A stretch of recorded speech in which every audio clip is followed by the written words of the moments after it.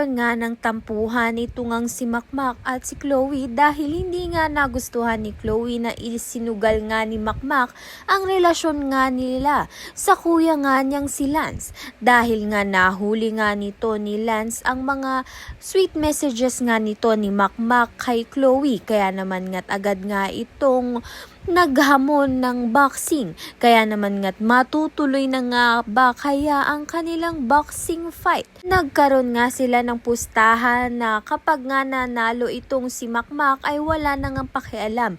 Ito nga si Lance sa kanilang relasyon ni Chloe. Subalit pag nanalo nga itong si Lance ay hihiwalayan na nga ni Makmak itong si Chloe. Hindi naman nga ito ay kinatuwa ni Chloe dahil wala nga itong kasiguraduhan. Kaya nga man gumawa ng paraan ito ngang si Makmak upang suyuin nga itong si Chloe dahil hindi niya nga ito kinakausap.